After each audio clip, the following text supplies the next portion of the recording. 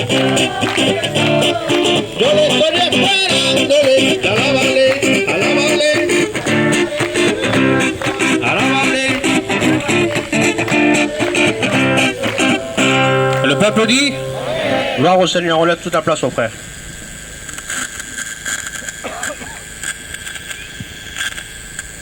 Amen. Gloire à Dieu. Voilà, bonjour à tous, on vous salue dans le nom du Seigneur. C'est pour nous une joie d'être ici, se réjouir avec vous au travers des chants, des témoignages et surtout de la parole, de l'évangile, et surtout de cette bénédiction de pouvoir être ici, partager, recevoir dans la communion avec nos frères et nos sœurs. On loue Dieu aussi pour Miguela. Merci Seigneur pour ce moment béni. Merci Seigneur pour cet engagement qu'elle prend aujourd'hui devant Dieu et devant les hommes. Nous se réjouissons. Notre cœur se réjouit de pouvoir vivre ces moments ensemble. Voilà, j'aimerais qu'on puisse reprier. J'aimerais qu'on puisse prier encore le Seigneur. Dieu est là. Vous le croyez? Moi je le crois. Alors on va le faire. J'aimerais demander à deux frères. J'aimerais demander à Sensio de prier le Seigneur.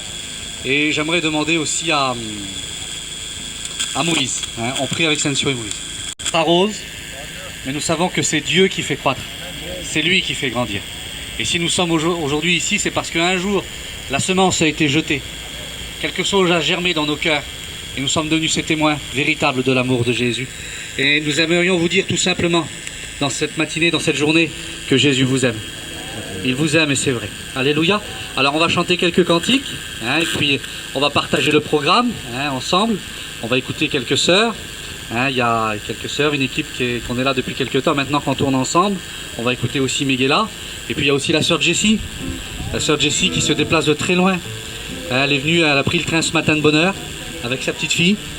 Et puis elle est venue ici jusqu'à Arnaud. Alléluia. Parce que justement, Dieu a déposé quelque chose dans nos cœurs.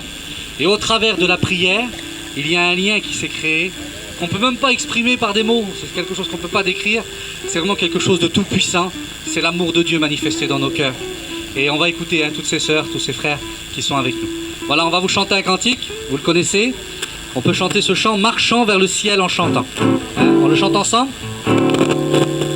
Marchons vers le ciel en chantant. Pas de main? Marchons vers le ciel en chantant. Le cœur tout joyeux, les regards rayonnants. Marchons vers le ciel en chantant. Marchons vers le ciel en chantant. Marchons vers le ciel en chantant. Le cœur tout joyeux. Allez, marchons vers le ciel en chantant. Et quand tu iras dans l'épître aux Hébreux, tu verras des hommes de Dieu. Pas de main? Suis donc leur exemple et honore ton Dieu. Marchons vers le ciel en chantant. Les cloches sonnent. Allez, les cloches. Allez, quand Jésus passe, tout il efface. Les cloches sonnent là dans mon cœur. Ce n'est pas ma faute à moi si je suis comme ça. Il est en bonheur, c'est grâce au Seigneur. Ce n'est pas ma faute à moi si je suis comme ça. Allez ensemble. Joie, joie, mon cœur est dans la joie. Joie, mon cœur est dans la joie. Jésus, mon Amen. Et voilà, mon cœur est dans la joie. Souris, Amen. Souris, car Jésus t'aime. Malgré toutes les soucis et les problèmes. Souris, portons la nouvelle. Amen. Alléluia. Faisons connaître à tout le monde que Jésus seul, dans sa grâce féconde, peut effacer tous les péchés et guérir les infirmités. Portons la nouvelle partout et tournons-la autour de nous. Alléluia. Amen. Vous êtes heureux d'appartenir à Jésus? Gloire à Dieu. Jésus est celui qui réjouit nos cœurs. Amen. Merci Seigneur. Voilà, on va rentrer dans le programme. Hein. Il y a quelques frères, quelques sœurs qui sont avec nous, hein, qui ont participé aussi à la bénédiction. Et j'aimerais écouter, il y a un frère que j'ai rencontré tout à l'heure, qui est aussi avec nous sur Zélo, c'est le frère Emmanuel. J'aimerais qu'il vienne nous dire un petit mot. Hein. Voilà, que Dieu le bénisse.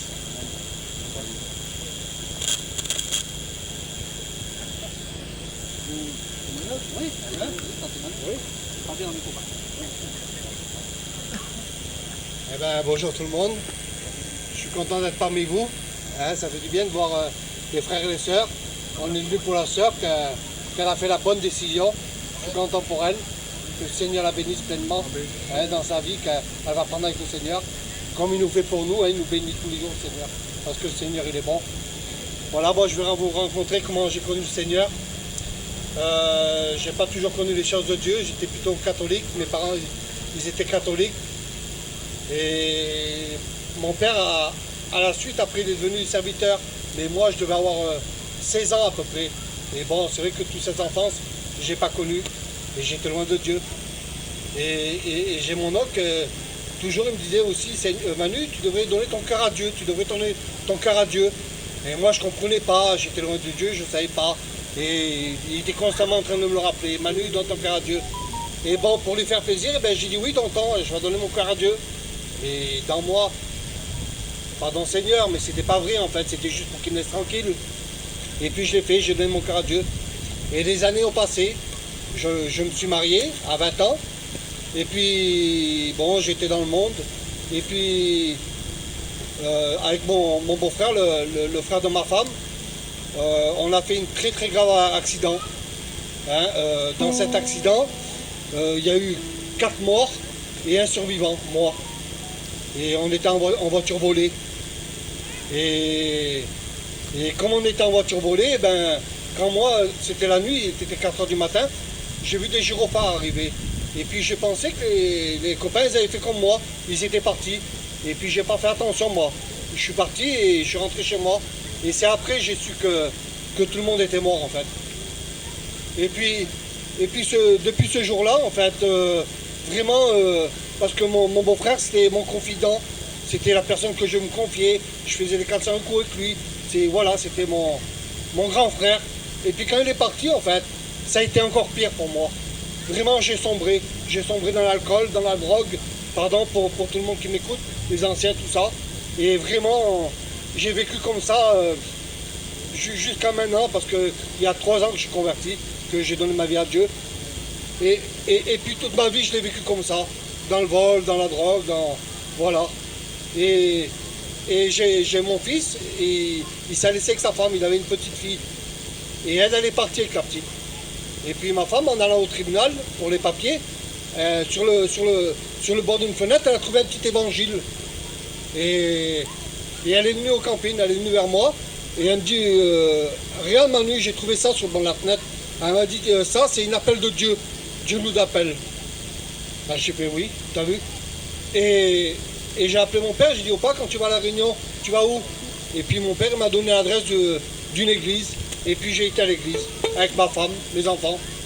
Et puis j'ai été 1 fois, 2 fois, 3 fois. Et là oui, j'ai compris. J'ai compris qu'est-ce qu'il avait fait le Seigneur, qu'il s'avait donné à la croix pour nous. Parce qu'avant, dans ma jeunesse, j'avais pas compris. J'étais ignorant, je croyais savoir les choses, mais c'était pas vrai, je connaissais rien du tout. Et là, vraiment, j'ai compris. J'ai compris que le Seigneur, il était vivant et qu'il s'était donné pour nous à la croix. Merci Seigneur pour cet acte si merveilleux. Et là, après, ben, j'ai donné vraiment mon cœur à Dieu, de moi-même. Et puis après, on a fait des expériences avec Dieu. Et après, au bout d'un certain moment, on s'est baptisé. On s'est baptisé, moi, ma femme et mon petit garçon. Je rends gloire à Dieu pour ça, hein, parce que le Seigneur, il est bon. Il avait vu que quand j'étais jeune, j'avais donné mon cœur, mais il savait que c'était pas sincère. Mais le Seigneur, il m'avait pas oublié. Il était là. Amen. Et je remercie le Seigneur. Hein. Regardez aujourd'hui, Seigneur, comme c'est beau, les choses de Dieu. Je suis content d'être parmi vous, mes frères et sœurs. Amen. Et je voulais dire aussi, quand on est arrivé à Dieu, nous, on ne s'est pas posé de questions. Je ne connaissais pas la parole de Dieu, mais après, j'ai su que le Seigneur, il disait, venez tel que vous êtes. Et c'est vrai que nous, quand on est arrivé à Dieu, on est venu tel qu'on était. On ne s'est pas posé de questions, avec mes addictions, avec tout ce que j'avais. Et le Seigneur a pris, il a tout enlevé. Le Seigneur, il m'a délivré aujourd'hui. Merci Seigneur, parce que le Seigneur m'a rendu libre. Alors je voulais dire, ceux-là qui sont encore loin de Dieu, qui se disent, eh ben on a le temps, je vais d'abord résoudre mes petites affaires, avant d'arriver à Dieu. N'attendez pas, ne résolvez pas vos problèmes, parce que vous ne les résoudrez pas. Venez à Dieu et après le Seigneur, il résoudra vos problèmes. Que Dieu vous bénisse, frères et sœurs. Amen, amen.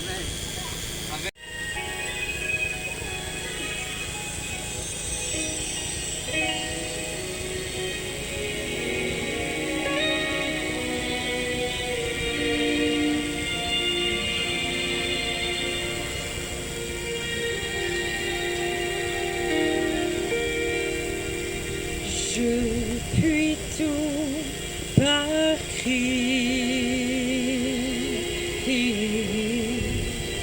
qui me fortifie,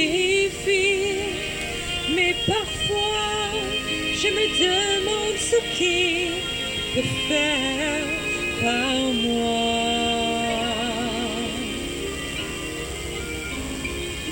Je n'ai jamais acquis de succès ni de gloire, et dans ma faiblesse, il est là pour me faire voir. Sa grâce nous suffit quand nous sommes épuisés. Ses bras nous forment quand nous pouvons plus continuer. Par sa puissance, les faibles sont fortifiés.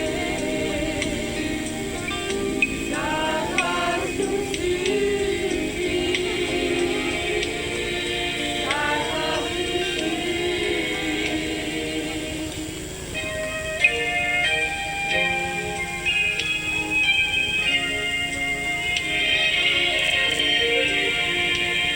Non, nous ne pouvons pas la grandeur de sa puissance lorsque nous réalisons notre faiblesse. Sa grâce en nous agit lorsque notre force s'affaiblit. Il entend nos humbles cris et nous prouve encore. Sa grâce nous suffit. Sans ses bras nous donnent, nous pouvons plus continuer.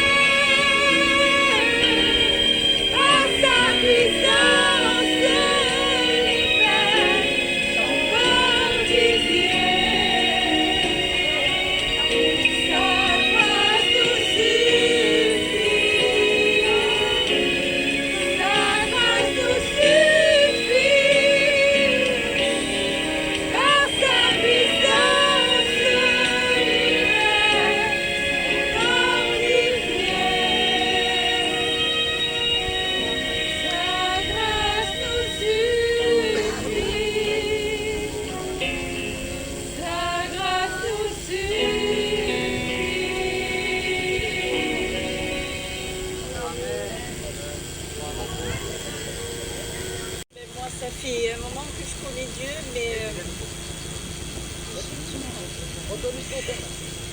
ça fait un moment que je connais Dieu, mais ce moment de confinement, en fait, je croyais connaître Dieu. Et je croyais connaître Dieu, et en fait, j'ai vu en moi que c'était pas ça, en fait. J'aimais tout ce qui se passait, les trucs qui se passaient vers Dieu, mais je ne le connaissais pas réellement. Dans mon cœur, la prière, je priais, mais c'était pas ça. Et en fait, le moment du confinement, quand j'étais à Zélon, et j'ai appris ce que c'était les prières du cœur. Et là, j'ai commencé à vraiment savoir ce que c'était, que Dieu donnait tout. Et en fait, c'est Zélo qui m'a fait un peu plus grandir, on va dire. Et je remercie Dieu pour ça, parce que franchement, j'ai fait des expériences, même avec mon mari. Je priais pour lui, et je disais, mais c'était tout pour moi, en fait. Je priais pour moi pouvoir être avec les chrétiens, pour moi me régaler moi. Mais je priais pas vraiment pour lui, parce que pour moi, je priais pour que je sois bien moi, mais je pensais pas à son cœur et je pensais pas qu'il soit sauvé lui. Et Dieu m'a montré, j'étais avec les sœurs, je faisais un jeûne avec les sœurs de Zélo, et là je priais, et Dieu me disait dans mon cœur, ne prie pas comme ça pour lui, prie pour son cœur et montre que c'est toi la lumière, et pas pour toi. Et Dieu l'a fait, ça m'a fait comprendre ça, et maintenant je prie plus de la même manière en fait. Je prie pour que lui soit sauvé, mais pas pour moi. Voilà, je remercie Dieu pour ça. Jésus est le meilleur ami. Celui qui se confie en lui,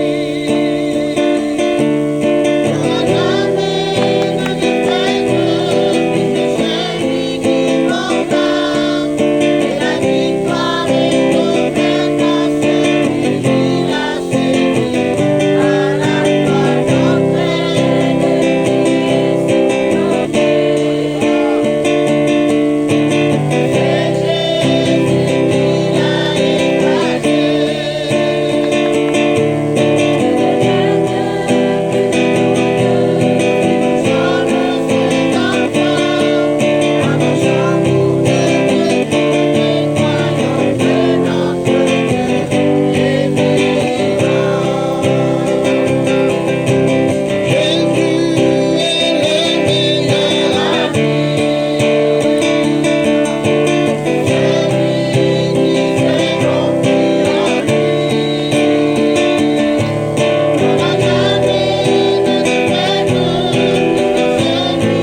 combat, et la victoire est offerte à celui qui l'a séduit, à la gloire d'entraîner.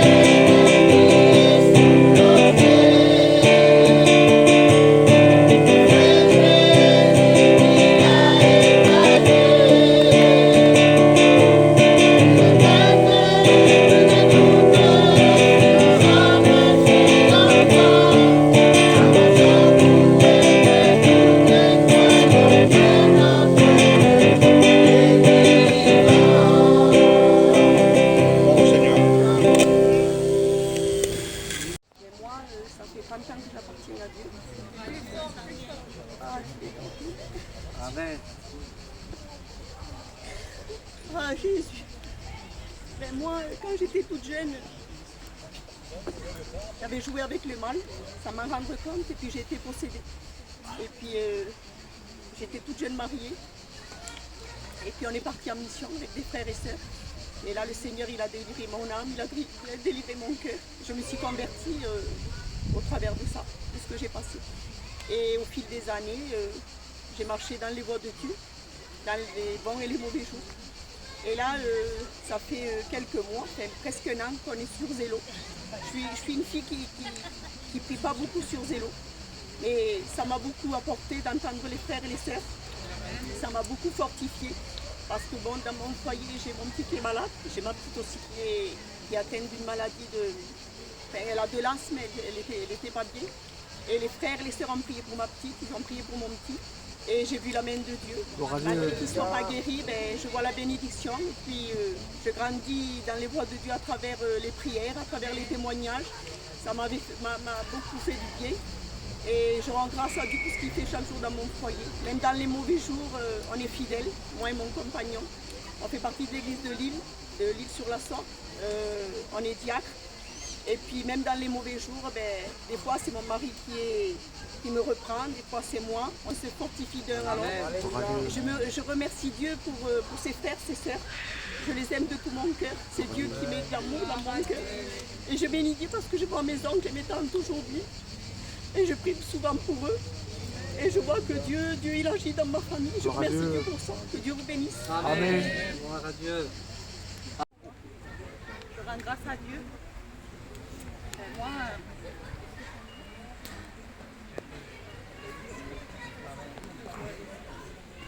je bénis Dieu pour ce qu'il a fait. Pour ma famille. Amen. Déjà pour ma soeur. Je suis venue par rapport à ma soeur. Ce qui s'est passé. Et moi, pour ma part, je ne me suis pas convertie là. 3 mois plus tard.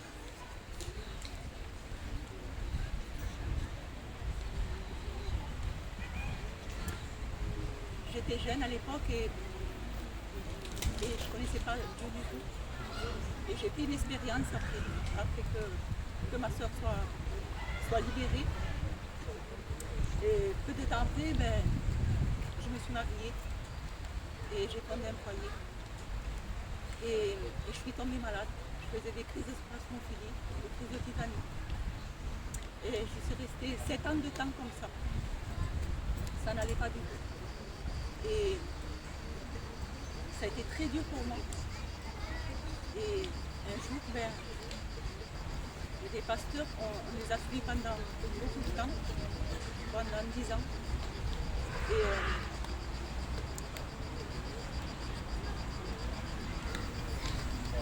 Et dans ces 10 ans, j'allais me faire imposer les mains, tout ça, mais j'étais très éloignée de Dieu. Puis un jour,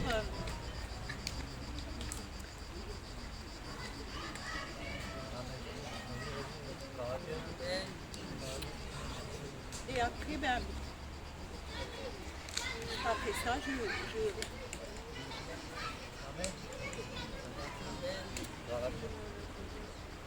Gloire à Dieu. Alléluia. Merci Seigneur. Amen. Gloire à Dieu. L'essentiel, c'est que de savoir qu'aujourd'hui elle est heureuse. Dieu a changé sa vie, béni sa vie. Et le fait d'être là, pour le baptême aussi de Miguela, réjouit son cœur. Alléluia, je le crois. Je le crois. Merci Seigneur. Voilà, on va chanter un cantique avec la petite équipe là. Allez.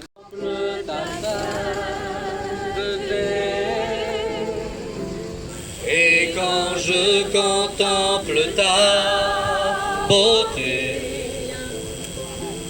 les choses qui m'entourent ne valent plus rien pour moi.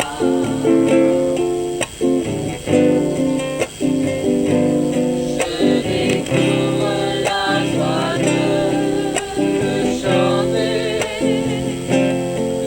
Déposer ma vie à l'été.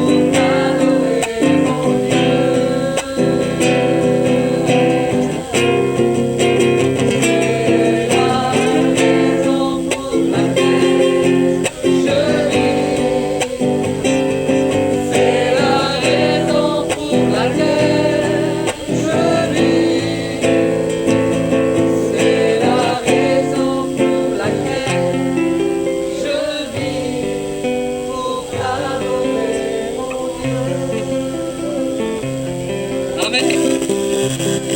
Gloire à Dieu. Je dis gloire à Dieu d'être parmi vous. C'est une grâce, c'est un effet de sa grâce. Moi, je vais vous dire comment j'ai rencontré le Seigneur. J'ai rencontré le Seigneur, j'étais tout jeune, à l'âge de 15 ans. J'ai pas eu besoin de connaître le monde. Dieu m'a tout apporté, la paix, la joie. J'ai pas eu besoin de chercher dans le monde ce que j'ai trouvé en Dieu. Ça m'a jamais intéressé. Et j'ai grandi comme ça. Et un beau jour, j'ai tombé malade. Et puis, il n'y avait plus rien à faire pour moi. Il n'y avait pas de traitement, il n'y avait plus rien. La médecine m'avait condamnée. Et on a fait des chaînes de prière et Dieu est intervenu. Dieu a béni. Et je sais ce que c'est la paix dans la maladie. Je peux vous parler de la paix aujourd'hui. Ceux qui n'ont pas la paix, moi je l'ai trouvé en Dieu. Parce que quand il disait le frère, là, quand on a des problèmes, des difficultés, qu'on lui donne nos fardeaux, nos problèmes, nos difficultés, lui il est bon, il les prend. Il nous aide à passer tout ce qu'on fait. Tout ce qui nous arrive. Parce qu'on n'est pas exempt des problèmes. Après que j'ai été guérie, que tout était bien pour moi, l'ennemi a voulu détruire mon foyer. Après, j'ai eu beaucoup de problèmes. Mais tous mes problèmes, je les ai donnés à Dieu. Et à chaque fois que j'ai eu besoin de lui, il a été là. Et vous savez, quand on a trouvé Zélo, c'est pas Zélo qu'on a trouvé, parce que la prière, on l'avait avant. Et quand on a trouvé une équipe de prière, quelqu'un qui aimait la prière comme nous, parce que c'est compliqué au jour d'aujourd'hui, de prier, de se mettre à part, de faire. Pas qu'on est plus que les autres, jamais de la vie, jamais de la vie. Mais c'est que quand on se confie en Dieu, si vous sauriez ce qu'il donne, ce qu'il fait. Là aujourd'hui, si je suis là, c'est un miracle de lui. Parce que j'ai un mari inconverti. Et j'ai tellement vu nos sœurs et frères qui soyaient, qui ce désir, j'ai créé en lui. Et il a dit, ça te fait tellement plaisir, vas-y, prends la petite, vas-y, ça me fait rien. Et on n'a pas l'habitude, on est des femmes, de partir de chez nous, ça n'existe pas chez nous.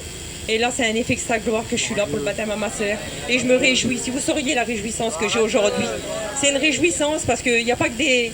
Il n'y a pas que des tristesses en Dieu, on a beaucoup de réjouissance.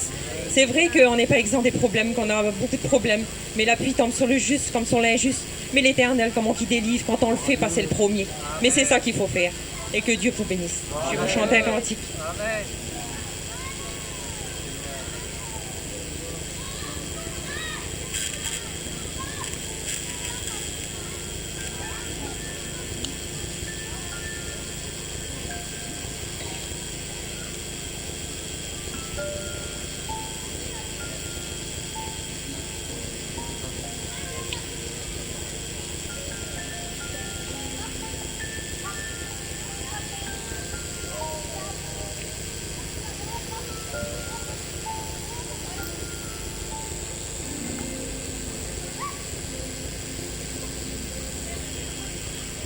Je voudrais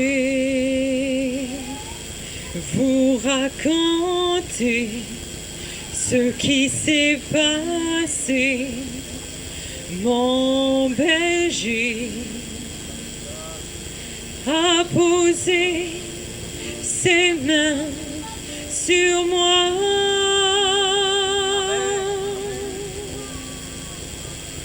Il est là, ce n'est pas qu'un rêve. Il est là quand je me lève. Je sens sa présence. Mon berger est avec moi. Il est là quand je m'endors. Jésus est là quand je sors. Je suis dans ses bras. Mon berger est avec moi. Il est infiniment grand, j'ai confiance en lui. Je sais qu'il est là. Il est ma sécurité dans l'obscurité. Je ne crains rien. Il est là dans l'orage. Jésus est là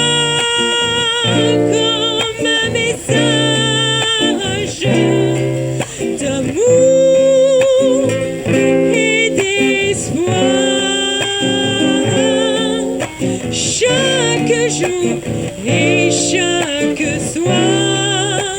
Il est là dans l'épreuve. Il m'en a donné la preuve. Je suis dans ses bras. Mon berger est avec moi.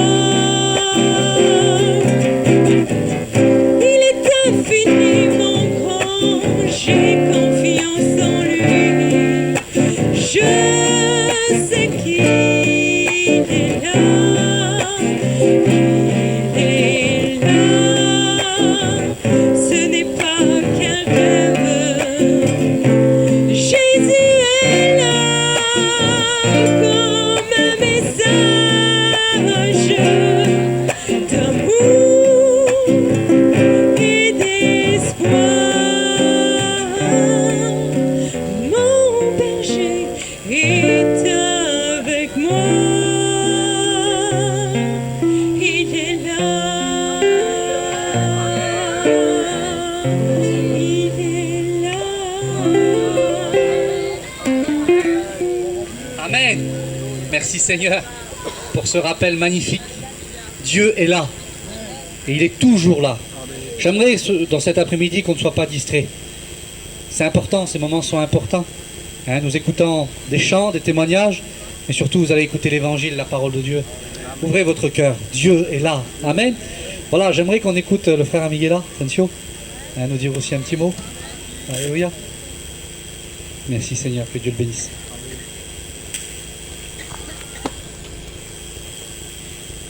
Amen. Parle bien dans le micro.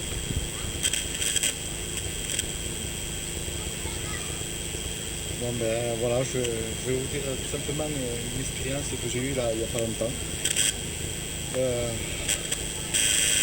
Je peux vous dire que le diable s'est acharné sur moi. C'est quelque temps de cela. Et j'étais vraiment mal. J'étais vraiment au plus mal. Et chaque jour, je disais Seigneur, je dis qu'est-ce qui se passe? Où es-tu?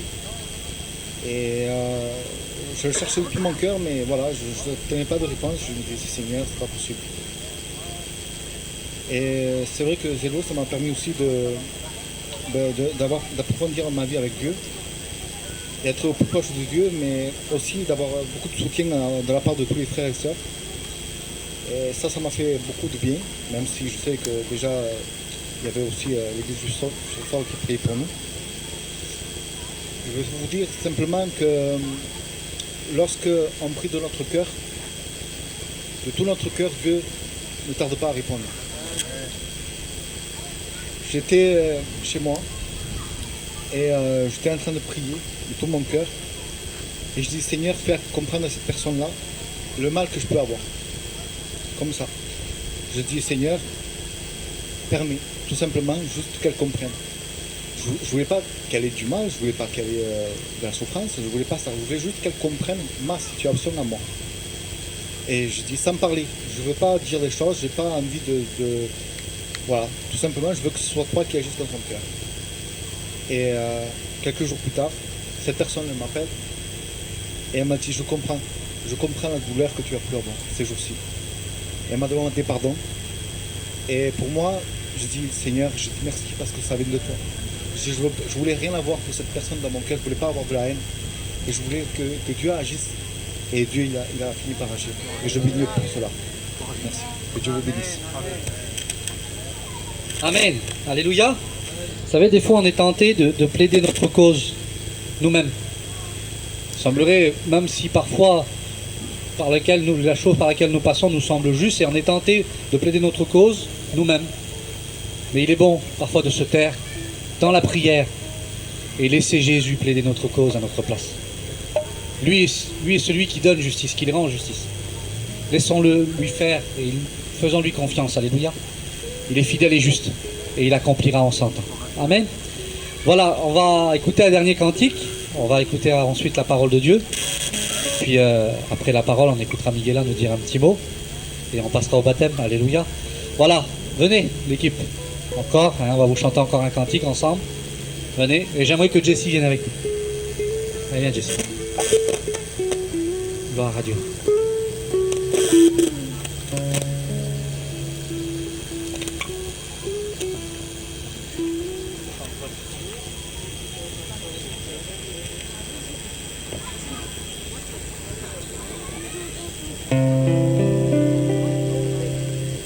Si je parlais comme un ange, si je connaissais l'avenir,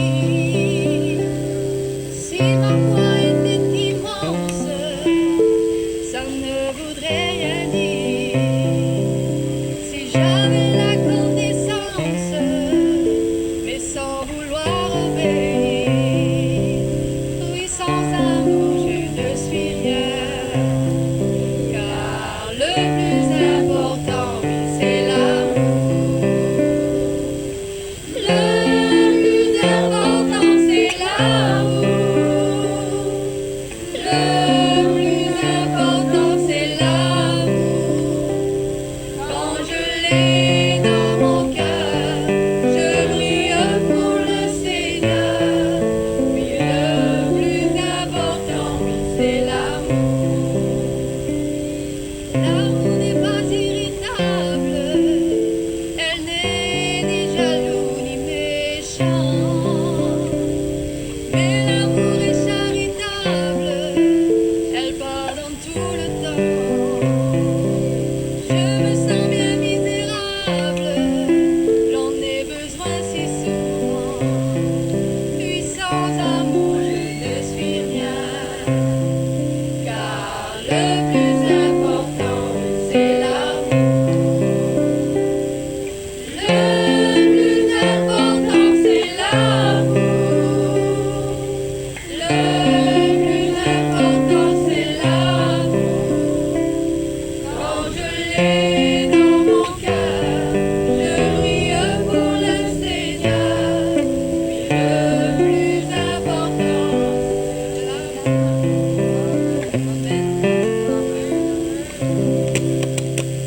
Amen.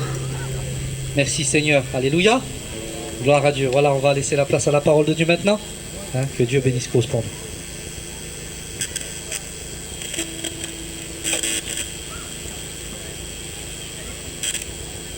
nous. Gloire à Dieu. Merci Seigneur. Quelle réjouissance d'être ensemble. Quelle grâce que Dieu nous fait, que Dieu nous accorde. Tout ce que nous vivons dans l'Évangile, ce n'est que le bienfait d'une grâce que Dieu nous a accordée. Car il n'y a pas plus grand que Dieu, il n'y a pas plus bon que Dieu, il n'y a pas plus amour que Dieu. Dieu c'est le plus, Dieu c'est le tout, Dieu c'est celui qui renferme toutes choses. Quand on parle d'amour, on ne peut que parler de Dieu. Quand on parle de persévérance à sauver, on ne peut que parler de Dieu. Et aujourd'hui, moi j'aime bien Dieu, vous savez pourquoi? Parce qu'on voit que dans le monde, les grands honorent les grands. On verra rarement les grands honorer les petits. Mais dans l'Évangile, on voit un grand Dieu qui sait honorer les petits. On voit, la Bible nous dit qu'il prend le pauvre, l'indigent, ça veut dire celui qui n'est rien, celui qui n'a rien, et il le fait asseoir avec les grands. Ça, c'est un bienfait de Dieu, c'est quelque chose qui nous échappe. Il y a un verset dans la parole qui nous dit que les présents aveuglent les yeux des sages et corrompent les paroles des justes. Mais à Dieu, on n'a pas besoin de lui faire un présent. Car qu'est-ce qu'on va lui offrir? Qu'est-ce qu'on va lui donner? Mais aujourd'hui, les témoignages que Dieu nous rend à travers ce qu'on a écouté, ce sont des témoignages vrais, car on ne peut rien lui donner à lui. On ne peut pas le fausser. On ne peut pas le tromper. On ne peut pas le soudoyer à Dieu. Il reste Dieu en toutes circonstances. Et sa justice, elle est certaine. Alors on va prier le Seigneur.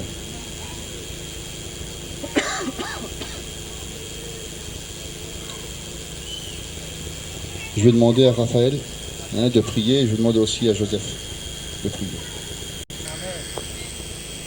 Il y a parmi nous, dans cet après-midi, beaucoup de gens, et je pense que notre parcours a tous été différent pour arriver jusqu'à Dieu. Certains ont été beaucoup plus difficiles que d'autres, Certains ont essuyé des échecs beaucoup plus importants que d'autres. Certains ont subi des épreuves beaucoup plus importantes que d'autres. Certains l'ont rencontré dans le bien-être et dans le confort. D'autres l'ont rencontré à travers la maladie, à travers des échecs, à travers des épreuves dans la vie qui ne les a pas laissés indemnes, ni sans marque, ni sans cicatrice. Parce que vous savez que la vie, quand elle frappe, elle fait beaucoup de mal. Et parfois, elle a laissé beaucoup d'hommes et de femmes sur le carreau. Certains se sont confiés dans l'alcool, d'autres se sont confiés dans la drogue, d'autres ont été plus loin, ils ont été même jusqu'au suicide. Mais nous avons un Seigneur qui est capable de parler jusqu'à la dernière seconde, jusqu'à la dernière limite. Et il y a des personnes qui ont été ramenées par le lien de la grâce et qui ont pu se confier non pas dans de l'alcool, non pas dans de la drogue, non pas dans une fatalité, mais dans le plan du salut merveilleux que Dieu nous a offert à travers Jésus. Et c'est ça qui est important, c'est que dans nos échecs, on peut rencontrer Jésus.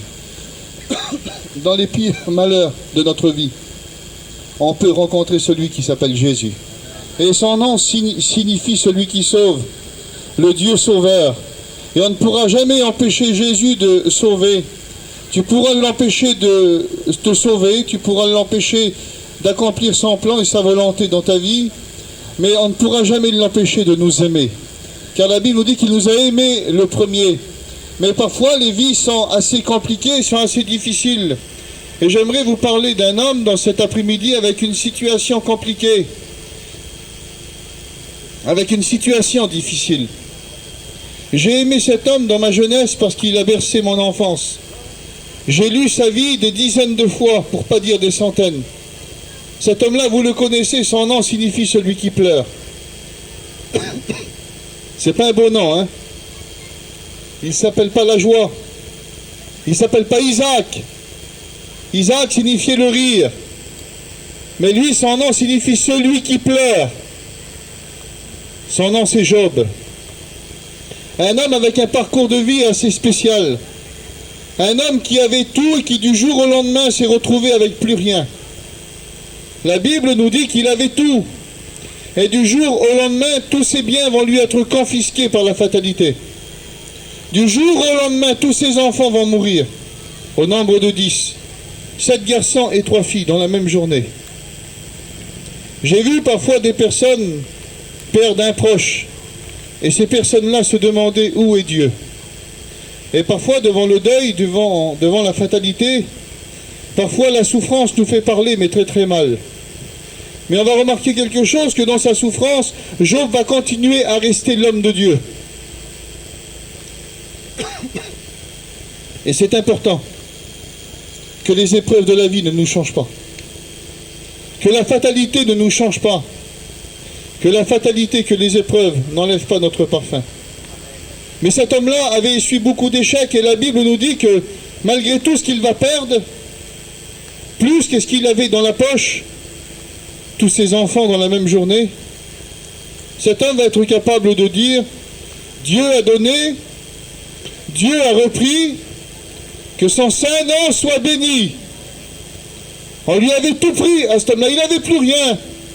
Et la Bible nous dit que la fatalité va aller encore plus loin. Elle va lui prendre sa santé. Et cet homme-là était sur un tas de cendres.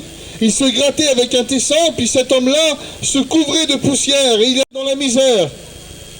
Et puis des amis vont venir vers lui. Et quand les amis vont venir vers lui, ils vont lui dire aucun mot. Ils vont simplement regarder sa souffrance. Car la souffrance, vous savez, elle ne s'analyse pas. Elle se regarde, elle se contemple. Et ces hommes-là vont le regarder pendant 1 semaine sans lui parler.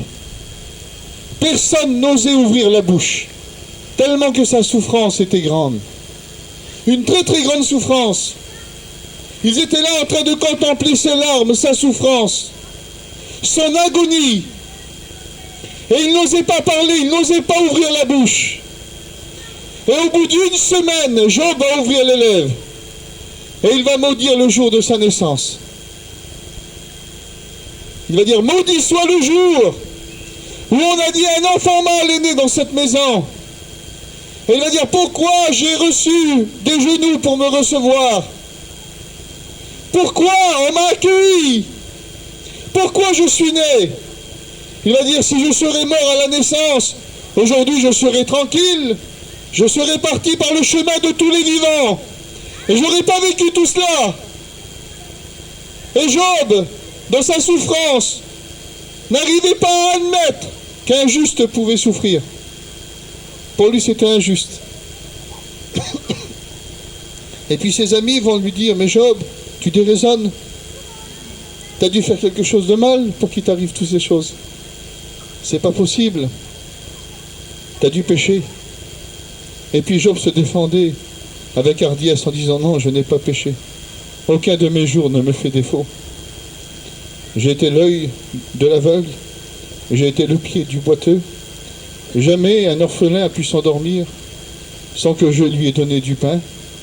J'ai jamais fait de mal. Il va dire, si mes yeux se sont attardés sur quelque chose que j'étais défendu de toucher, alors que ma femme tourne la meule pour quelqu'un d'autre, il va dire non, je suis juste, j'ai rien fait de mal, c'est la fatalité qui m'a touché. Et aujourd'hui, si je souffre, je sais qu'il y en a un qui me voit, c'est Dieu. Et cet homme-là qui souffrait, il va dire à ses copains, s'il était possible de peser ma douleur. Parfois, vous savez, on juge la douleur. Mais quand vous verrez quelqu'un souffrir, ne jugez jamais ses peines. Ne jugez jamais sa douleur. Laissez-le vous parler et écoutez-le. C'est tout ce qu'il a besoin, que vous l'écoutiez. Et Job avait besoin d'être écouté. Il va dire, s'il était possible de peser ma douleur, elle serait plus pesante que tous les sables des mers réunis. Alors il va dire, si je mettrais le sable des mers dans une balance et que je mettrais mes souffrances dans l'autre, alors mes souffrances seraient beaucoup plus lourdes que tous les sables des mers. Et il va dire, j'ai souffert. J'ai souffert. Il va dire, il me reste plus que la peau des dents. Il va dire, quand je ferme mes yeux, je suis dans la fureur. Je fais des cauchemars. Parce qu'il m'a environné. Il m'a environné de tous ses traits. Il va dire, aujourd'hui, je ne suis plus rien. Mais il va dire, mais quand je n'aurai plus de chair, je verrai Dieu. Il se voyait mourir. Pour lui, il allait mourir, Joseph. Pour lui, il allait mourir. Il disait, ça y est, le jour approche. Il va dire, mais quand je le verrai, mes yeux le verront, et non pas ceux d'un autre. Il se voyait mourir. Il disait, et quand je le verrai, j'irai plaider avec lui. Je parlerai avec lui. Il me sera favorable, car j'ai rien fait. Mais pourtant, cet homme-là avait souffert. Et j'aimerais vous lire un verset des Écritures. Un verset qui m'a fortement béni. À travers toutes les souffrances de Job, et on pourrait les énumérer pendant des heures et des heures dans cet après-midi. Mais voici ce que la Bible dit à un moment, quand Job avait parlé de toutes ses souffrances, de toutes ses misères, quand Dieu avait contemplé tous ses larmes, tous ces flots de pleurs qui étaient tombés de son cœur. Voici ce que la Bible dit dans Job 38, au verset 1. L'Éternel répondit à Job du milieu de la tempête. L'Éternel répondit à Job du milieu de la tempête. Pour Dieu, c'était une tempête que Job est en train de vivre. Et au milieu de la tempête, la voix de Dieu va résonner. Oh Seigneur, que c'est beau. Combien de fois on a essuyé des tempêtes atroces. On croyait, ça y est, la Bible nous dit dans Acte 27 que quand Paul et les hommes étaient sur le bateau, au milieu de la tempête, à un moment, la Bible dit cela, ils perdîmes enfin tout espoir de se sauver. Et au milieu de nos tempêtes, c'est ça. Parfois on perd tout espoir de se sauver, c'est terminé. Le jour va s'arrêter et je vais m'arrêter avec ce jour et c'est terminé. Mais là la Bible nous dit que quand Job a cru que ça allait être terminé, on a écouté notre sœur Jessie tout à l'heure, elle parlait d'une maladie qui était incurable et parfois on croit que c'est terminé, que le fil de la vie va se couper. Mais Dieu parle au sein des tempêtes. Et moi c'est ce qui me bénit. C'est ce qui me bénit moi. C'est ce qui me bénit, moi, Jean-Louis, c'est que Dieu parle au milieu des tempêtes. Dieu vient au milieu des tempêtes et il parle. Qui peut parler au milieu d'une tempête? Qui peut parler quand les vents sont contraires? Qui peut parler quand la pluie est assourdissante? Qui peut parler quand le tonnerre résonne? Qui peut parler quand les éclairs se fracassent sur le sol? Qui peut parler au milieu d'une tempête? Qui peut parler? Personne ne peut parler. Les trois amis de Job ont parlé, mais c'était du vent. Job lui-même va dire, vous êtes des fâcheux consolateurs. Vous êtes des consolateurs du néant. Vous êtes rien. Mais quand Dieu vient au sein de la tempête, il parle. Et j'aime Dieu. Parce que personne ne sait parler comme lui. Personne ne sait rétablir comme lui. Personne n'a ses mots à lui. Il vient, il parle, il dit, au sein de la tempête, Dieu dit, Job, et c'est son nom, Job, ça suffit, je vais tout calmer. Le tonnerre va s'arrêter, les éclairs vont arrêter, la pluie va cesser, le vent va s'arrêter, je vais parler. Dieu parle au sein des tempêtes et tout s'arrête. La Bible nous dit que quand Jésus a parlé, il eut un grand calme. Et je crois de tout mon cœur que quand Dieu a parlé à Job, il se fit un grand calme. Job, je crois de tout mon cœur, a arrêté de souffrir. Car quand Dieu nous parle, les souffrances s'arrêtent. Je crois de tout mon cœur, quand Dieu est venu vers lui, et puis on voit que Dieu ne l'a pas ménagé, on voit que Dieu lui parle, Dieu le reprend. Et à un moment, Job va dire, Seigneur, j'avais entendu parler de toi. J'ai contesté, c'est vrai, j'ai parlé une fois, mais je ne parlerai pas deux fois. Je vais t'interroger, tu m'instruiras, car j'avais écouté parler de toi, mon oreille avait entendu parler, mais aujourd'hui mon œil t'a vu. Je t'ai vu au sein de ma tempête, je t'ai vu au sein de mon malheur, je t'ai vu au sein de mes souffrances, je t'ai vu au sein de ma misère, je t'ai vu. Et la Bible nous dit quelque chose de merveilleux, que Dieu va le renouveler. Dieu va le bénir. Et moi je crois de tout mon cœur que cette vie-là a un beau parallèle avec la vie de Miguela. Beaucoup de souffrance, beaucoup de misère, beaucoup de tonnerre, beaucoup d'éclairs, beaucoup de pluie, beaucoup de vent. Mais Dieu parle au sein de la tempête. Ah, et que c'est beau ça. Dieu parle au sein des tempêtes. Et celui qui a parlé au sein de la tempête de Job a été le même Dieu qui a parlé au sein de la tempête pour Miguela. Il est venu, il lui a parlé. Et la Bible nous dit quelque chose de merveilleux, c'est que Dieu l'a consolé. Dieu l'a consolé. C'est-à-dire, c'est comme un père qui prend un petit enfant et lui dit, écoute mon petit, ça va aller. Ça va aller, maintenant je suis là. Et la Bible nous dit que Dieu va le renouveler dans tout ce qu'il avait. En double. En double. Dieu va tout lui rendre. Il va avoir de nouveau 7 fils et 3 filles. Dieu lui redonne tout. Dieu l'a renouvelé, Dieu l'a béni. Car quand Dieu parle dans les tempêtes, Dieu bénit. Dieu n'est pas simplement que celui qui parle au milieu du vent. Il calme le vent et il redonne. Il redonne, il renouvelle, il bénit, il rebâtit. Nous avons le Dieu qui est capable de rebâtir même sur d'antiques ruines. La Bible nous dit qu'il prend des pierres, qu'il les sort de la terre et qu'il en refait des habitations sûres et solides. C'est mon Dieu, c'est mon Seigneur, il est capable de tout. Et quand Job va avoir de nouveau toute sa prospérité, quand il va avoir de nouveau ses enfants qui l'entouraient, il va appeler ses 3 filles d'un an particulier. Il va appeler la première, il va l'appeler Jemima, qui signifie ma colombe. Et il était en train de dire au sein de la tempête, Dieu a ramené la colombe dans la maison. Dieu a ramené l'onction dans ma maison. L'onction n'était plus là, je ne trouvais plus Dieu. Lui-même disait, si je savais où il est, si je connaisserais le lieu de sa demeure, j'irai chez lui. J'irai chez lui, mais je ne le connais pas. Je ne connais pas la route. Je ne connais pas le chemin, je n'ai pas la clé. Je n'ai pas la porte. Mais toi, dans cet après-midi, tu connais le chemin. Tu as la clé dans tes mains. Et tu sais où frapper. C'est vers Jésus qu'il faut aller. Il n'y a pas 36 chemins.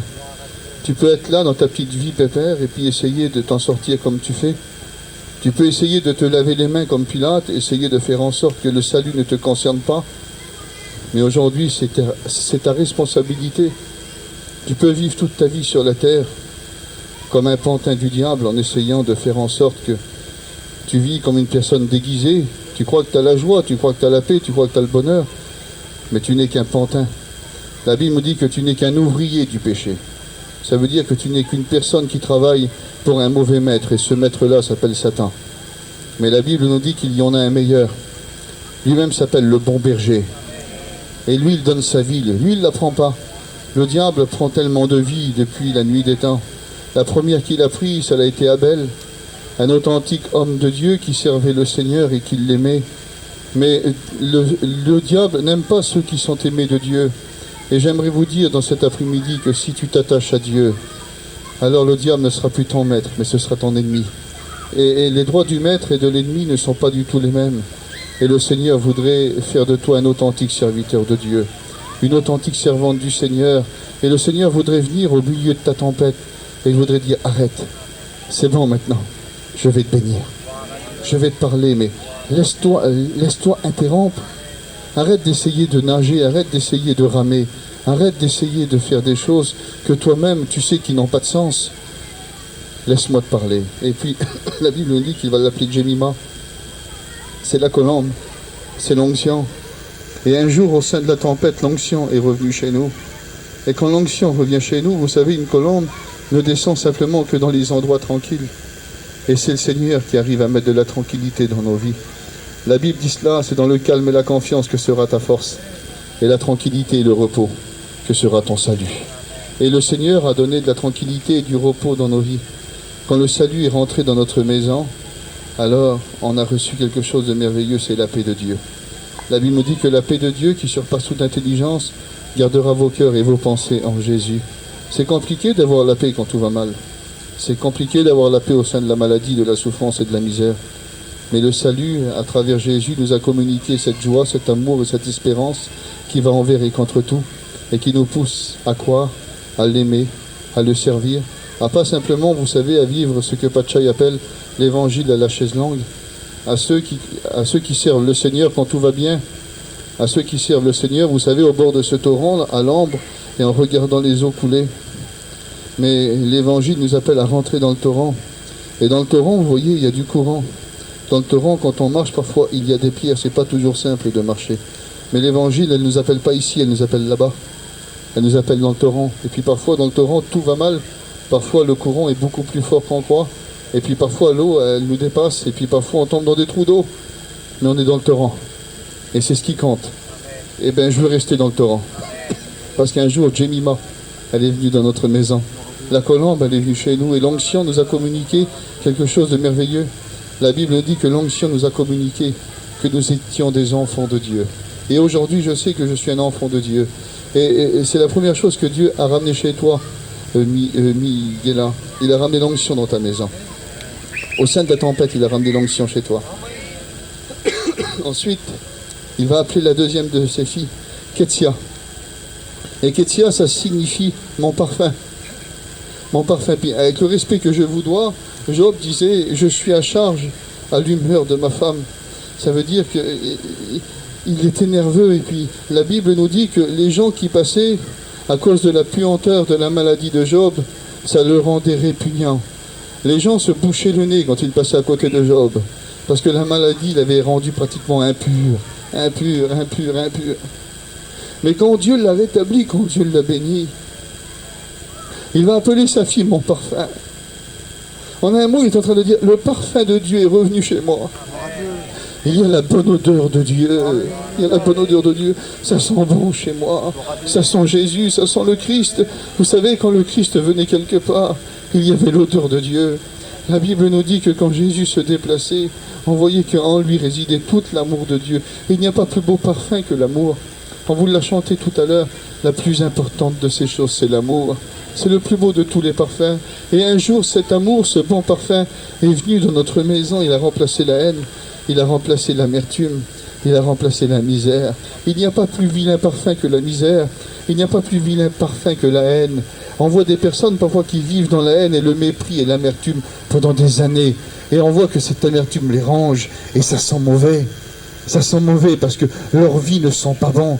Parce que la Bible nous dit de produire du fruit digne de la repentance. Mais il y a des fruits qui ne sont pas bons. Il y a des fruits qui sont gâtés. Il y a des fruits qui sentent mauvais. mais le fruit de la repentance, le fruit de l'amour. La Bible nous dit qu'il a engendré en nous la foi, l'espérance et l'amour. Quelle belle corbeille! Quelle belle corbeille! Et à travers toutes ces choses, on a reçu le bon parfum du Christ dans nos cœurs. On a reçu le bon parfum de Jésus, Seigneur. Parfois, on a vécu des moments tellement difficiles, mes frères et mes sœurs. Combien de fois on a pleuré? Combien de fois on disait, Seigneur, je m'en sortirai plus. Seigneur, c'est terminé. Seigneur, ça y est, c'est la fin. Là, je ne pourrai plus m'en sortir. Et on voyait le parfum de Dieu qui venait et qui se découlait sur nos vies. Et d'un seul coup, on ressentait à l'intérieur de nous-mêmes que la situation allait se débloquer parce que le Seigneur était au contrôle, que le Seigneur allait nous bénir. Mais c'est ce parfum-là qui est revenu dans nos maisons. Et la troisième fille, il va l'appeler Keren Apuk, qui signifie la corne d'antimoine. Ça veut dire la corne et l'antimoine, vous savez, au temps antique d'Israël, l'antimoine était un maquillage que les jeunes filles mettaient pour le jour des fêtes. Quand il y avait une fête, quand il y avait un mariage, ils se paraient avec de l'antimoine, ils mettaient de l'antimoine sur eux. Et c'est la corne qui annonce une fête. Ben, j'aimerais vous dire que bientôt, il y aura une corne qui va résonner, une corne qui annoncera une grande fête. Mais cette fête-là se trouvera dans le ciel. Et aujourd'hui, je crois de tout mon cœur que c'est une réjouissance qu'on est en train de vivre là. C'est un jour de bonnes nouvelles. Il n'y a pas plus beau. Quel beau jour qu'on est en train de vivre. C'est le jour de Dieu, c'est un jour de Dieu. C'est un jour de Dieu parce que Dieu un jour a parlé au sein d'une tempête. Et il a ramené l'onction, il a ramené le parfum, et il a ramené l'espérance qu'un jour, la corne d'antimoine va résonner. La Bible nous dit au signal donné à la voix de l'archange, au sein de la trompette de Dieu, les morts en Christ vont ressusciter premièrement. Et nous qui serons restés, nous partirons, et ensemble, nous partirons à la rencontre du Seigneur dans les airs. Et la Bible finit par cela, consolez-vous par ces paroles. Ça veut dire c'est une consolation. Un jour l'Église va se parer de son maquillage, mais pas le maquillage pour déguiser, pour cacher les défauts. Non, ce sera le maquillage qui annonce la fête. C'est le maquillage qui annonce que le Seigneur Jésus revient. Et un jour l'Église se parera, et la corne va résonner. Et quand Job a baptisé sa fille comme ça, Keren Apuk, il y avait déjà dans son cœur à lui l'espérance qu'un jour la corne va résonner. J'aimerais vous dire que le Seigneur est capable de parler au sein des tempêtes les plus multiples. Crois pas que ta tempête, c'est toi qui l'as expérimentée. Il y en a des centaines avant toi qui l'ont vécu. Il y a parfois des angoisses, des souffrances cachées que personne ne voit. Mais je crois de tout mon cœur, Job 38, c'est pour toi. Et ce verset 1 là, retiens-le dans ton cœur. Dieu parle au sein de la tempête. Et Dieu dit. Dieu est capable de dire. Dieu est capable de faire. Et quand Dieu va parler, alors Job va être consolé et rétabli. Je crois de tout mon cœur que Dieu peut encore le faire. Il l'a fait pour Miguela et on est content. Vous savez, Miguela, c'est le fruit de Dieu. C'est le fruit du Seigneur. C'est pas le fruit de Matthieu, c'est pas le fruit de Cruz, c'est pas le fruit de Raphaël. La Bible nous dit que certains plantent, d'autres arrosent, mais c'est Dieu qui fait croître. Mais celui qui en aura la charge, c'est Raphaël. C'est lui qui en aura la charge. Paul va parler d'un engendrement dans le Seigneur. Il va dire, je vous ai engendré en Christ. Et tu as été engendré dans le Seigneur au sein de cette Église et de cette œuvre. Tu te devras de respecter ton assemblée. Tu te devras de respecter ton pasteur. Tu te devras de respecter ses enseignements. Car aujourd'hui, tu ne rentres pas dans l'Église universelle, mais tu rentres dans l'Église locale. Et aujourd'hui, comme l'a dit tout à l'heure Raphaël, ton baptême, c'est l'engagement d'une bonne conscience envers Dieu et devant les hommes. Quand on va te mettre dans l'eau, ça va être le symbole de ta mort spirituelle. Ça va être le symbole de ton ensevelissement. Le baptême, c'est pas, vous savez, nous on met plein de fleurs, c'est un moment de joie, mais dans la Bible, c'est un enterrement. C'est le symbole de ta vie qui est enseveli. On ne te verra plus. Et quand on te relèvera de l'eau, c'est le symbole de ta nouvelle naissance. C'est celle que tu as acceptée quand tu as découvert Jésus. Quand tu as laissé engendrer en toi la foi, quand tu as eu cette foi pour venir vers le Seigneur, ta repentance, tu t'es repenti, tu as été converti. Mais ce n'est pas ici la conversion, hein. Tu la possèdes. Ça, c'est l'image l'acceptation de la bonne conscience envers Dieu et envers les hommes. Et aujourd'hui, c'est ça. Et tu te devras d'être obéissante. Tu vas servir ton Dieu jusqu'à la fin. Et puis si le Seigneur revient avant que tu sois parti, ben ton corps sera glorifié. Et tu partiras à la rencontre du Seigneur dans les airs. Parce que nous, ce qu'on attend, c'est pas de vivre 80 ans sur la terre en n'étant pas frappé de maladie, de misère ou de souffrance. Hein. Non, non, nous, ce qu'on attend, la Bible nous dit que nous gémissons dans cette tente. Le corps, c'est une tente. C'est pas une habitation, hein. C'est pas une maison en dur, c'est une tente. Nous gémissons dans cette tente afin de revêtir notre domicile. Ça, c'est pas notre domicile, ça, hein. C'est qu'une tente. Nous gémissons dans cette tente. Et des gémissements, t'en auras encore. T'en auras encore. T'en auras encore. Jusqu'au jour où tu revêtiras ton domicile céleste. Et ça, c'est l'enlèvement, c'est le retour du Seigneur. Et c'est ce que nous attendons. Alors on sera fidèles jusqu'à la mort, ou bien jusqu'à l'enlèvement. On sera fidèles, on va s'attacher à Dieu. Alors, je voudrais finir par cette petite note. Attachez-vous à Dieu et vous aurez la paix. Attachez-vous au Seigneur, plus qu'à une religion, plus qu'à une église. Attachez-vous à Christ. Attachez-vous au Seigneur. Vivez fidèles jusqu'à la fin. Soyez des authentiques serviteurs de Dieu. Soyez des authentiques femmes de Dieu. Parce que le maquillage, Dieu n'en veut pas. Les comédiens, Dieu n'en accepte pas. Les hypocrites, Dieu n'en veut pas. Les calculateurs, Dieu n'en veut pas. Il veut un amour qui se donne tout entier. Il veut un cœur qui soit tout entier pour lui. Le véritable évangile, c'est celui qui va vous faire mal et c'est celui qui va tout vous prendre. Et le Seigneur veut que tu lui donnes tout. Un baptême, c'est beau, mais ça ne s'arrête pas là. C'est le commencement. On commence. Malgré que le Seigneur nous a bénis depuis tellement d'années, aujourd'hui on continue. Et on continuera de le servir. On prie le Seigneur ensemble.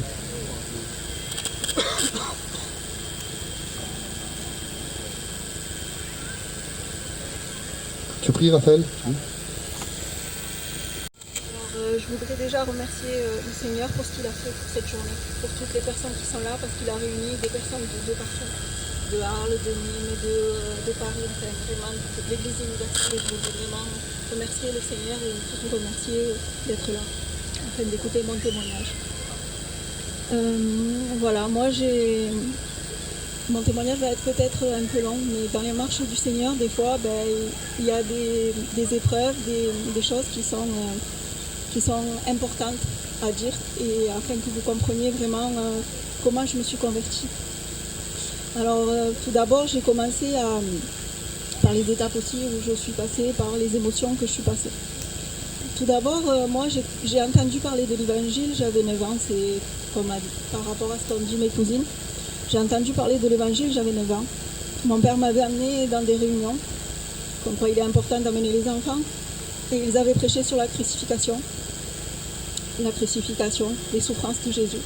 Et j'ai été vraiment bouleversée lorsque j'ai entendu toutes les souffrances que Dieu avait eues pour nous en fait. Et ma mère ne voulait plus trop qu'il m'amène parce que je pleurais.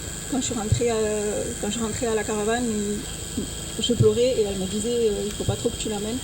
Et moi, je me cachais. Quand ils faisaient des réunions dans les campings sous les tentes, je me cachais pour écouter la parole. J'ai vécu comme ça jusqu'à l'âge de 28 ans en fait. J'étais d'humeur plutôt naïve et j'essayais de suivre l'évangile sans vraiment connaître la parole puisque j'étais jeune et même après quand on a arrêté de voyager, je ne savais pas qu'il y avait des églises qui se faisaient dans les villes en fait. Du coup, j'allais me réfugier pour prier et j'allais dans les églises catholiques. J'allais dans les églises catholiques et je demandais souvent au Seigneur, il me montrait le chemin qu'il fallait que je prenne. Tout allait bien pour moi, j'étais heureuse. Quand on me faisait du mal, ça me passait au-dessus.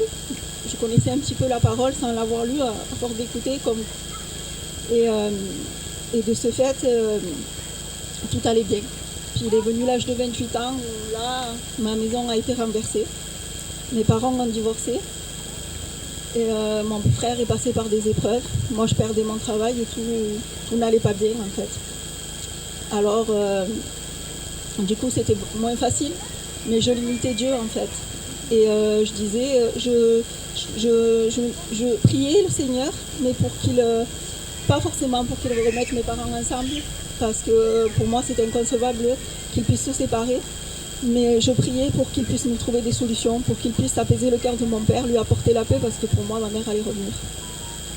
Donc je priais souvent dans ma chambre sans rien dire. Et le Seigneur m'ouvrait des portes. Je retrouvais du travail, mon père ça allait mieux. Et je suis repassée par une épreuve. Ma mère est tombée malade. Et comme je vous ai dit, je limitais le Seigneur en fait. Je le priais même pas pour sa guérison. En fait, je le limitais pas dans le sens parce que quand je priais pour mes cousins ou pour mes cousines, je savais qu'ils pouvaient guérir, mais je le limitais dans le sens où comment dire, si le docteur il avait donné tant que le docteur n'avait pas donné son diagnostic, pour moi je continuais à prier. Mais dès que le docteur disait que c'était fini, que ça allait plus se faire, ben pour moi je m'en remettais à ça. Donc ma mère a été malade, je l'ai accompagnée. Puis je me suis retrouvée à un moment toute seule à l'hôpital. C'était au moment où elle allait partir.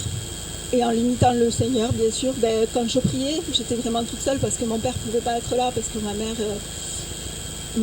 mes parents étaient séparés, mon frère, il ne pouvait pas venir parce qu'elle était à Nice. Et lorsque j'étais toute seule dans cette chambre, mes tantes travaillaient le matin et je passais toute la journée à l'hôpital. Et lorsque j'étais dans cette chambre, toute la journée je priais, je m'acclamais à Dieu et je disais au Seigneur, Seigneur, s'il te plaît, je te demande une chose. Je ne te demande pas de la garder. Je te demande juste une chose. Je te demande qu'elle parte sans souffrir. Si tu dois la prendre, si c'est ta volonté que tu la prennes, prends-la sans qu'elle puisse souffrir. Et je te demande que je ne sois pas toute seule et que ce ne soit pas le soir en fait. Je te demande que s'il te plaît, qu'il y ait du monde. Et bien sûr, le Seigneur m'a exaucée. Elle est partie un dimanche matin. Et il y avait mes tantes avec moi. Et j'avais, pour ceux qui sont venus à l'enterrement, j'avais une paix en moi, mais je ne comprenais pas. Ça devait être les prières de mes tantes, de mes cousines, des tantes de ma mère, parce qu'on avait fait ramener un serviteur et je savais qu'elle avait donné son cœur à Dieu juste avant de partir. Donc du coup, j'ai passé cette épreuve comme ça. Et très peu de temps après, comme a dit la parole, je suis tombée malade. J'ai commencé à avoir des douleurs abdominales et les médecins, ils étaient là et puis ils ne se remettaient pas forcément à ce que je pouvais avoir. Alors, un jour, tout simplement, pareil, j'ai commencé à... Suite à la mort de ma mère et tout, donc j'ai commencé à être dans le monde, à avoir beaucoup de liberté. Et de ce fait, j'ai fait des mauvaises rencontres ou pas, qui me faisaient dévier de l'évangile. Je me disais, j'ai été confrontée à la mort et j'aimerais pouvoir vivre dans ce monde. Donc, malgré ce que j'avais appris, je suis allée dans le monde et je suis allée dans le monde et j'ai fait, à ma honte, j'ai fait des choses qu'il ne fallait pas que je fasse. J'ai regardé des films de peur, j'ai touché à l'occultisme sans vraiment y croire parce que je rechassais tout au nom de Jésus. Et donc un matin, je me suis levée et on devait aller à un mariage. C'était pour le mariage d'un collègue à mon mari. Et les douleurs se faisaient davantage plus fortes. Et donc de ce fait, on était tout le monde regardait le mariage, la mariée dans l'église catholique, comme quoi le Seigneur il nous écoute n'importe où on peut être. J'étais dans l'église catholique et je priais le Seigneur, fais-moi passer cette journée s'il te plaît parce que je n'y arriverai pas. Le lendemain, je me suis retrouvée à l'hôpital avec une péritonite purulente. Ça faisait 2 jours que j'étais en train de... vous savez ce que c'est, on peut en mourir. Le Seigneur, il m'a gardée. Malgré que j'avais fait ce que j'avais fait, je pense que le Seigneur a regardé à mon cœur. Il a regardé qui j'étais. Et voilà, donc du coup, quand j'étais dans cet hôpital, j'avais quand même des esprits d'influence en moi. Mais il m'avait gardé, il avait gardé ma vie. Peu de temps après, on m'annonce que c'était la même maladie. Mais je le prenais je prenais plutôt bien en fait. Je ne réalisais pas, le Seigneur m'avait mis un voile et dans mes prières en fait, je ne voyais pas. Je voyais pas la maladie, pour moi j'allais m'en sortir et puis on m'a annoncé que j'avais des métastases au poumon et au foie. Et là je limitais Dieu et il s'est servi d'une cousine inconvertie pour me dire qu'en fait le Seigneur fallait pas le limiter, qu'il était possible de tout. Donc je me suis accrochée à cette foi et j'allais souvent dans les réunions. Les réunions se faisaient dans les maisons, à l'Île-sur-Sorgue. Je suivais l'évangile et ça me plaisait. J'étais convaincue, je me suis retrouvée à l'hôpital à voir mon médecin et là il m'a annoncé qu'il pouvait me guérir, il avait tout changé. Le Seigneur avait tout changé. Là où on m'annonçait que j'avais 3 mois à vivre, que je me projette sur 3 mois par rapport aux métastases que j'avais, le Seigneur avait changé les circonstances. Il avait permis que je puisse que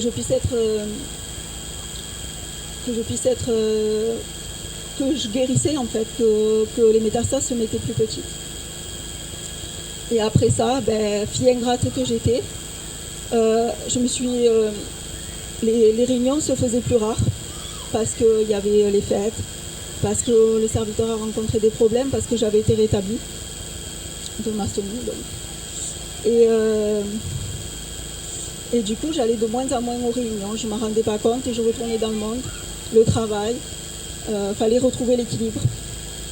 Et là, par contre, je suis passée par une épreuve que je ne pouvais pas accepter. Celle-là, l'épreuve de la maladie, je pouvais très bien l'accepter parce que en fait, je me punissais et je disais c'est normal que je puisse passer par là parce que j'ai été mauvaise, j'étais une mauvaise fille pour Dieu et c'est normal que je puisse passer par là. Mais celle qui est arrivée après, je ne pouvais vraiment pas l'accepter. Je ne pouvais vraiment pas l'accepter. C'était une opération qui allait changer et bouleverser ma vie. Et j'en voulais au Seigneur. Je suis passée par la colère. Je suis passée par la colère et j'en voulais au Seigneur. Je disais, telle personne fait ci, telle personne fait ça, et toi, regarde là où tu me mets. J'arriverai pas à surmonter cette épreuve, mais je me suis accrochée. Je lui parlais, même avec colère, je lui parlais. Je lui disais tout ce que je ressentais en fait. Et un jour, je me lève et ce qui m'inquiétait le plus par rapport à cette opération, c'était mon couple. C'était vraiment mon couple. Alors, je me suis mis à prier le matin et j'ai dit, Seigneur, s'il te plaît, garde mon couple parce que je ne sais pas si par rapport à cette épreuve, ça pourra encore marcher. Et mon père est venu s'asseoir à côté de moi et je lui ai dit, papa, j'ai entendu tant de misère sur Morengis, parce qu'on se connectait sur Zélo, les églises avaient commencé à fermer. Et j'entendais tant de misère, c'était même plus mon problème, c'était pour mon couple que je priais, pour ce qui m'est resté en fait. Et donc à Morengis, je commence à prier et mon père me dit, le Seigneur entend toutes les prières, ma fille. Parce qu'après, par rapport à l'épreuve que j'avais passée, ma foi avait diminué. Et de ce fait,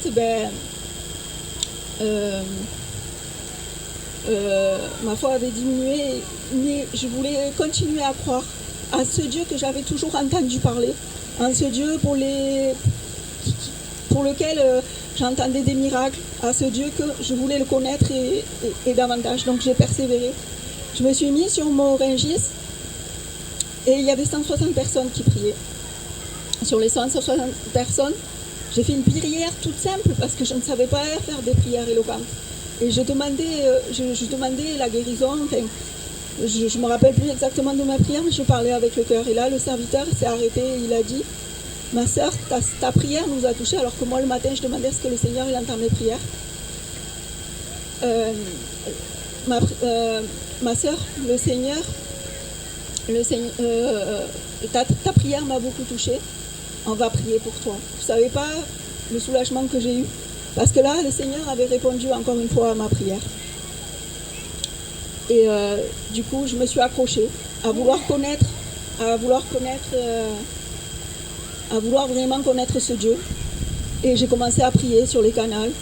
Il y avait Crozy Mathieu qui se connectait. En plus, les églises étaient fermées. Je ne pouvais pas retourner dans mon église. Et au début, je ne pouvais pas aller vers les sœurs de mon église parce que comme j'avais une stomie, c'était compliqué d'aller vers elles. Alors, du coup, j'avais plus personne. Les églises avaient fermé, donc je me connectais sur le canal. Le Seigneur a commencé par enlever les personnes qui étaient néfastes à ma vie. Et toutes celles qui m'a menée dans le monde. Puis il a fait que, parce qu'il fait vraiment les choses parfaitement. Et puis il m'a donné des sœurs sur le canal. Petit à petit, les sœurs commençaient à vouloir être amies avec moi sur Zello. On s'est changé les numéros et puis j'ai créé un groupe de prière où nous avons été ferventes dans la prière pendant tout le temps du confinement. Nous faisions des jeûnes. Elles m'encourageaient, elles m'aidaient beaucoup. Mais le désir du baptême, j'allais bien. Les craintes partaient, j'étais bien. Mais le désir du baptême n'était pas encore dans mon cœur. Pour moi, ça me suffisait, je priais, j'étais bien. Ça me suffisait. Je disais non, moi, avec l'épreuve que je viens de subir, je peux pas dire que je suivrai le Seigneur dans les bons comme les mauvais jours parce que vraiment, les mauvais jours, ils peuvent être très très difficiles. Et je ne sais pas ce qui peut encore y arriver. Elles m'ont dit non, vraiment, c'est un acte, tu verras. Et moi, je n'avais pas ce désir. Elle me le disait, mais moi, elle me disait, tu verras qu'un jour, tu vas avoir vraiment cette volonté de le faire. Et j'ai laissé passer un temps comme ça. Et bien sûr, j'étais pas mal par rapport à ma maladie, j'étais pas mal par rapport à ce que j'avais vécu, mais des fois, le malin, c'est par où nous rattraper. Et je voyais que les problèmes. Si j'avais perdu mes cheveux, j'avais grossi, enfin, des trucs vraiment banals. Et du coup, j'étais vraiment accablée. Ce qui a déclenché...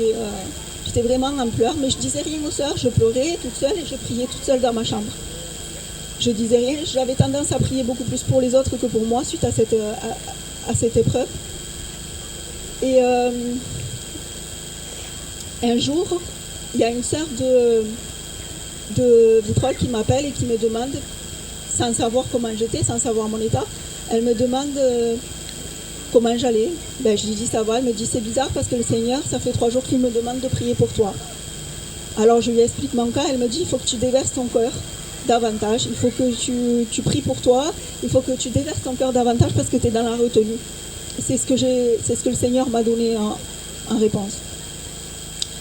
3 jours plus tard, c'est une sœur de Béziers, elles n'avaient pas forcément des contacts avec elle.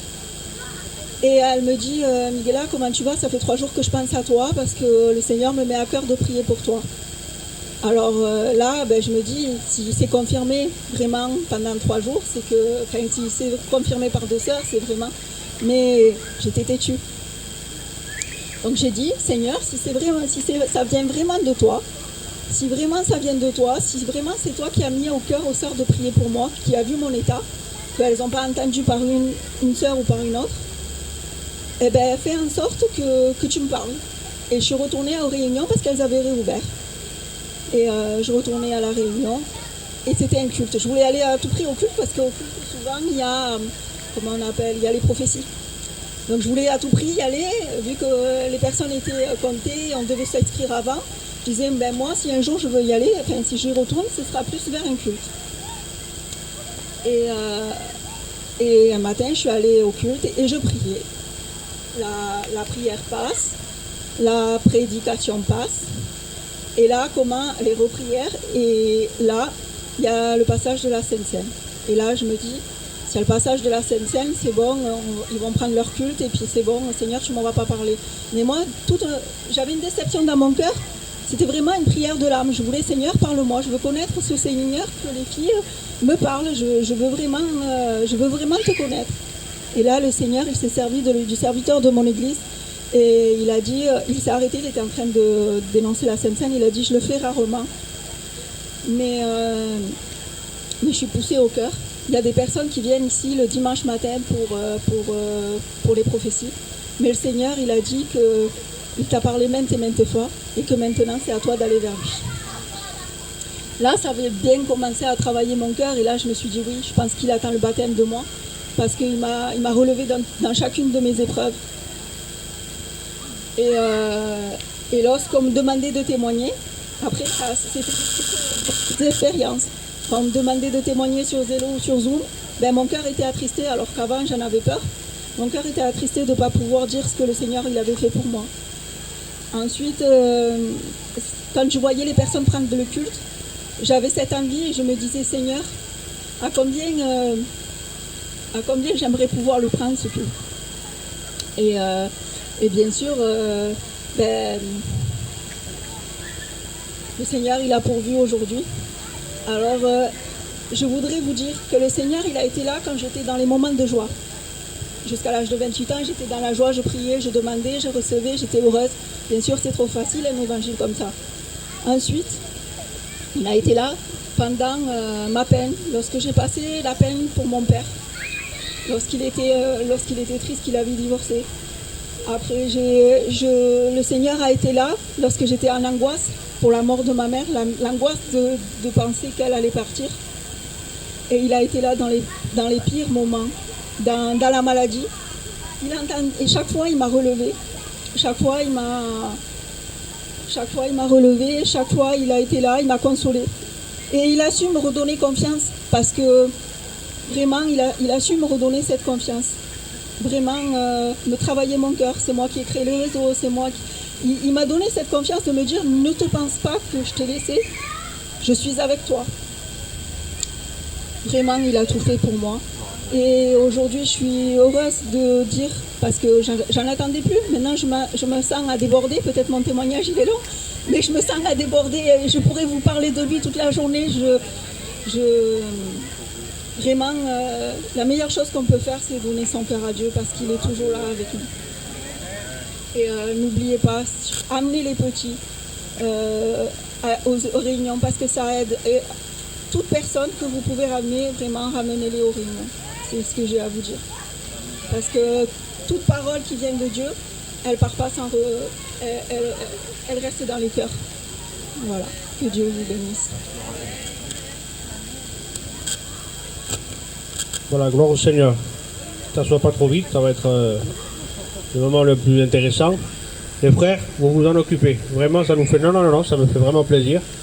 Allez-y, je vais venir avec vous, comme ça, moi aussi je vais me geler avec vous, il n'y a pas de souci. Voilà, alors s'il vous plaît, je vous le demande gentiment, ne venez pas voilà, vous jeter là, laissez de la place pour que tout le monde puisse regarder. Je vous bénisse.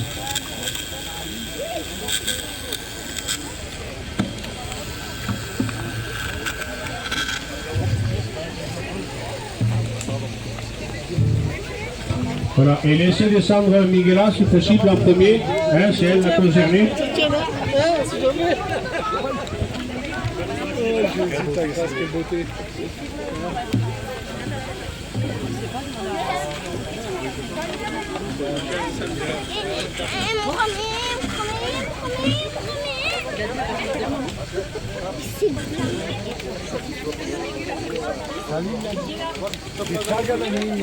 Sortez. Allez.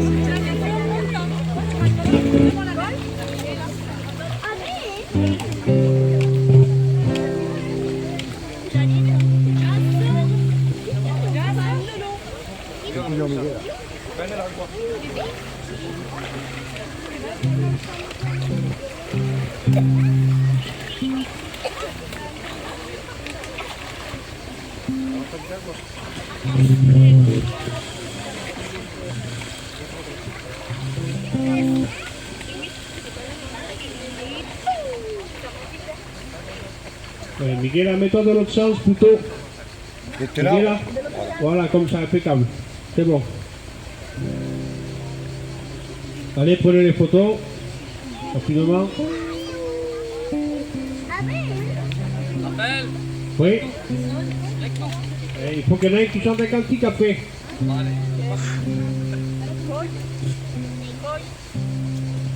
Voilà, allez, on fait silence, on écoute le frère.